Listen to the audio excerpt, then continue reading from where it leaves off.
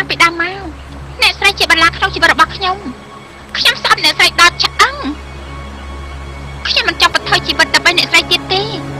បើសិនជាអ្នកស្រីមិនស្រឡាញ់ខ្ញុំទេអ្នកស្រីក៏គាត់តែស្លាប់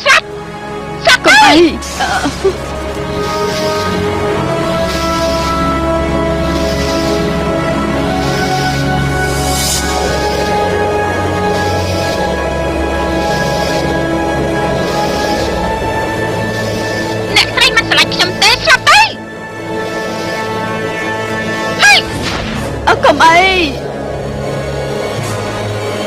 កុំអី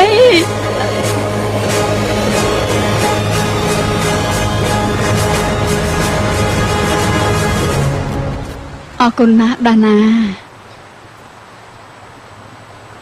កុំធ្វើបាបខ្ញុំម៉ាក់ខ្ញុំមិនមែនធ្វើបាបម៉ាក់ទេនោះគឺ Valentina គេប្រកាសជារូបខ្ញុំម៉ាក់ចេញពីទីនេះសិនទៅឆាប់នាំគ្នាទៅសិនទៅណាអត់ទេម៉ាក់ខ្លាចណាស់កុំបាច់ប្រយុទ្ធជាមួយគេអីស្ដាប់ខ្ញុំសិនណាម៉ាក់ខ្ញុំមិនអាចនៅស្ងៀមបានទេប្រជាជនត្រូវការខ្ញុំត្រូវតែជួយពួកគេរួចផុតពីកណ្ដាប់ដៃ Valentina ម៉ាក់ចេញពីទីនេះសិនទៅខ្ញុំចេះប្រយ័ត្នប្រយែងហើយកុំបារម្ភអីណាម៉ាក់ខ្ញុំស្រឡាញ់ម៉ាក់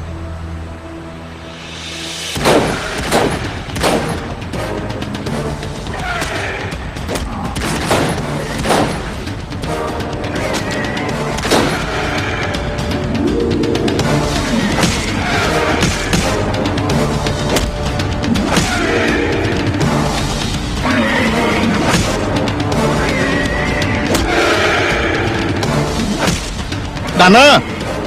ពួកវាខ្លាំងខ្លាណាស់ពួកវាមានគ្នាច្រើនហាក់ដូចជាកងទ័ពជាប់គ្នាខ្ញុំត្រូវតែរកប្រភពឲ្យដឹងថាវាមកពីណាបងជួយទប់ទល់នៅទីនេះផងអូខេ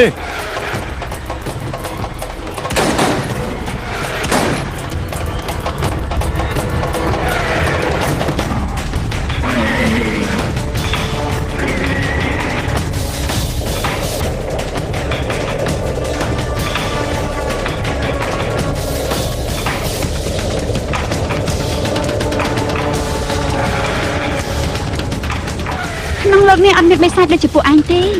ដូច្នេះឆាប់ផ្ដាំផ្ញើគ្នាពួកឯងឲ្យហើយទៅ